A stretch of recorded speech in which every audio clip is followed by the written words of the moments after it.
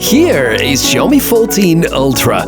No hype, no tricks, no bullshit, just facts based on a month usage. Is it the best ultra-premium smartphone of 2024? And is it the new smartphone camera king? Let's inspect!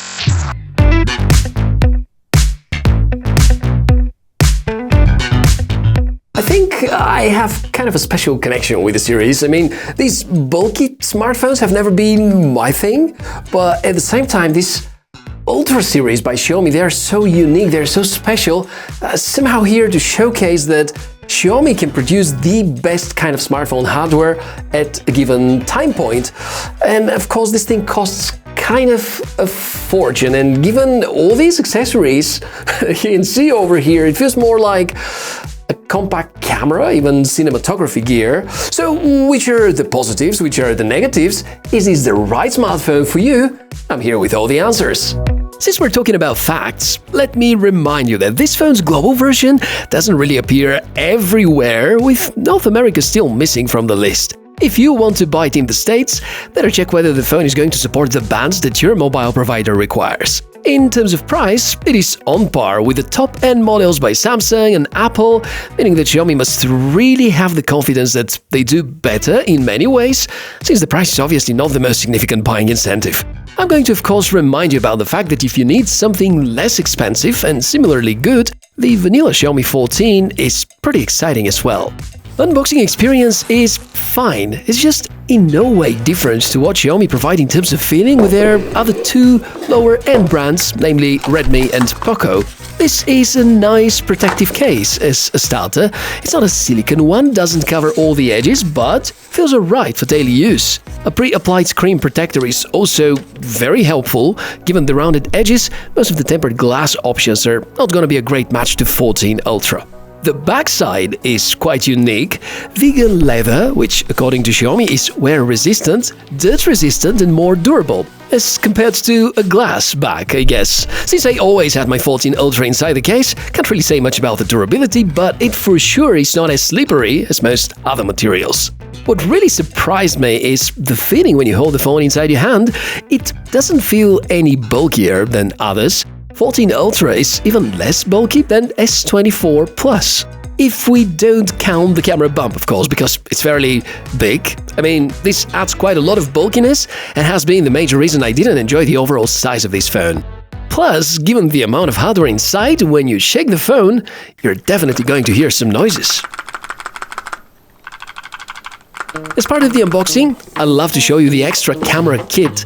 It converts the phone into something that looks like a compact camera, but with really big features. You can also use the kit as a protective case, but keep in mind that the finish of the case is quite rough, which makes bizarre noises when you touch it with most surfaces. You can attach ND filters to the thread, and that's a really big feature. If we check the tech specs, I guess there's no doubt that we're talking about some of the best technologies integrated inside a smartphone in 2024.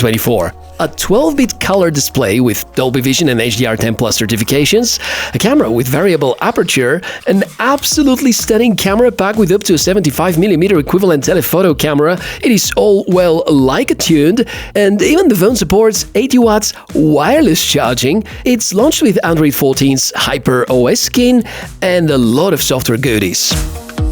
Undeniably, the tech specifications of this body are by far the best in terms of hardware that we can get in 2024.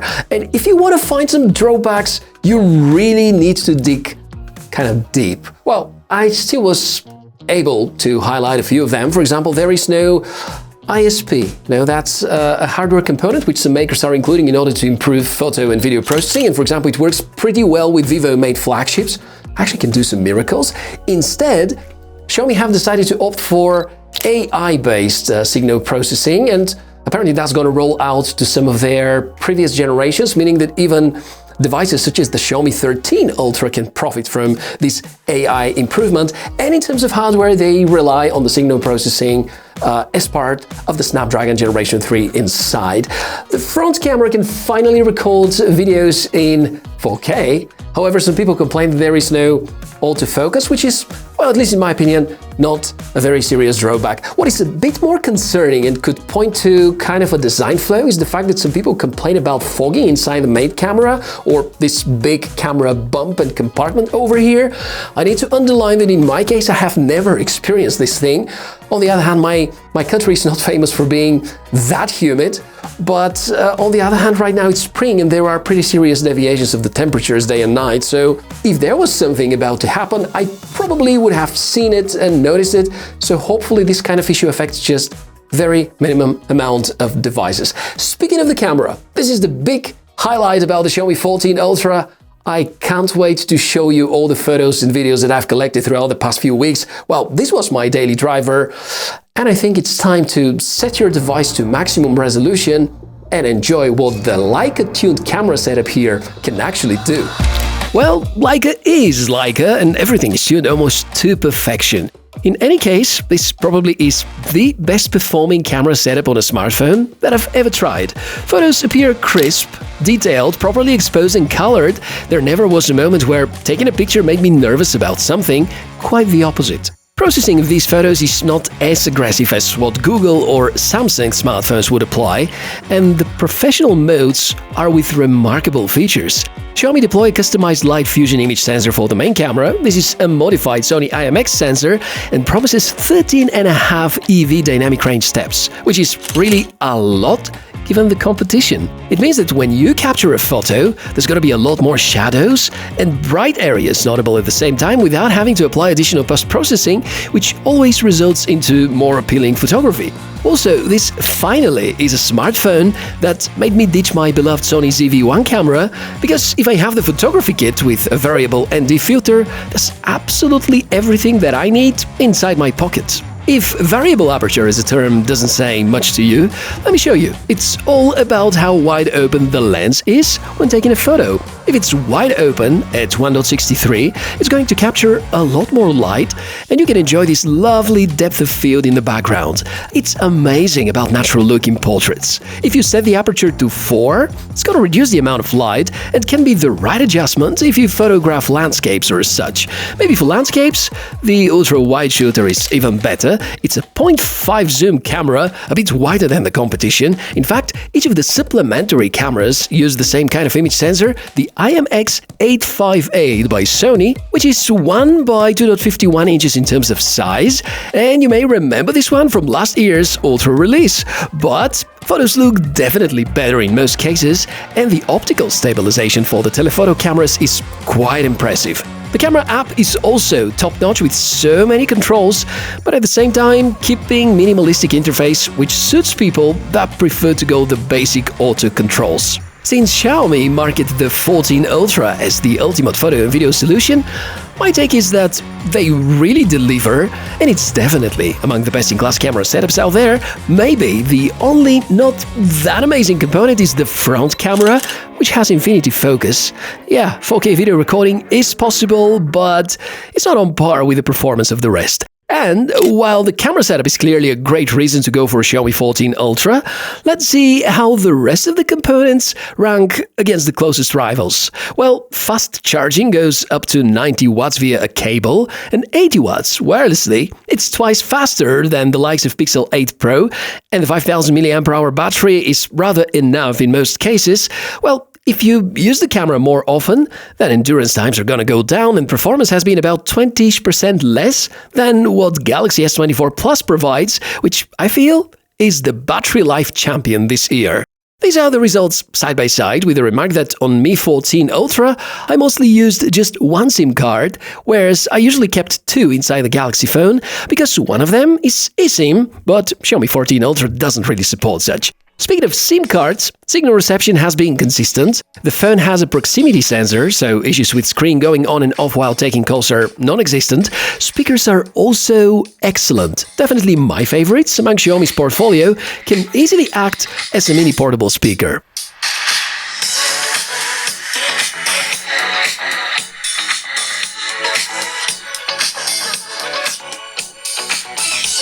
Now, if you wonder about gaming experience in multimedia, well, it's stellar experience. This phone just rocks, no matter what you do. Gaming is a pleasure. You know that Snapdragon 8 Generation 3 is a beast about performance, and with a huge amount of RAM and storage, there is no game which will make this phone feel uncomfortable. Consistency is also there. Xiaomi pays special attention to cooling since years, therefore there's no concern about overheating or easily going into throttling. Plus, the CPU is tuned in a way that it's not going to drain that much out of the battery in stressful scenarios. The good old CPU throttling test kind of confirms everything we just said. Maybe, if you want to talk about disturbing facts, we may discuss the software, because HyperOS is quite specific. In some ways, it is an iOS ripoff. In other ways, kind of amazing about customizations. Xiaomi promised that it's gonna be very different to MIUI. Well, for sure the logo is. But there are so many similarities. The software is a lot stricter about installation of apps and security, which is good. Xiaomi promised many years of support, which is even better. But there still are most of the functions that have been annoying people from the MIUI times. It's not something that you can't get used to, but I don't like the fact that we can't bring the legacy control center, or use navigation gestures with launchers different to the stock one, or uninstall some of the Xiaomi in-house developed scanners or apps. The battery upload is also somewhat weird and not as detailed. The theme's engine is pretty fresh though, and you can make HyperOS look a lot like stock Android. Don't confuse the look and feel with functionality though, which naturally brings us to the list with the drawbacks. The lack of eSIM support might turn into a challenge for some regions, the software, which is definitely a big concern for ex-Google Pixel users, the not-so-superb battery life, and definitely the price. In the end, I feel that we already have this comprehensive review highlighting the good, the not-so-good sides, and the things that you might struggle with, although, well, the latter option, there are almost no real drawbacks, and this here is the hardware combo that comes really close to perfection when we think about smartphone hardware in 2024. But there's this one thing that I haven't heard anybody really addressing, and that would be the identity of this smartphone, because, well, as it is, yes, kind of bulky. Maybe I can see this in the hands of a YouTuber, in the hands of someone who is creating a lot of content, but at the same time, if we look at the design of the smartphone, the leather texture on the back, this premium, very expensive feeling, you know, it's very much business-oriented, as opposed to, people from Gen Z or even some millennials preferring this in times where colors and diversity and inclusion are so important, because, let's face it, the design, especially on the back, is kind of boring. Yes, very premium, but kind of boring. I really hope that Xiaomi are going to work on something like a special, more colorful addition to attract even broader kind of audience. Now, to be very clear about whether you should get one or not, obviously if the price is not a problem, and if you're a fan of the Xiaomi brand so far, go for it. This is the best that the Chinese company has ever come up with, and by far the best smartphone that you can get from their entire portfolio in 2024. Is this any better, the Galaxy S24 Plus, Ultra, than the Pixel 8 Pro and so on? Well, I'm already working on some content, and I guess I'm going to show you some comparisons in the next few weeks so that you get a better idea. But for sure, the camera setup over here and all the nice features guarantee Xiaomi the title, the best hardware of a smartphone in 2024. At least, in my opinion. You can share about yours in the comment section below the video. If you want to buy the phone and you want to support the channel at the same time at no additional cost to you, I've placed some links in the video description area right below. Thank you very much for watching this episode till the end. I'm Michael, the TechMishka, and would love to see you in the next one, so subscribe. Have a great one.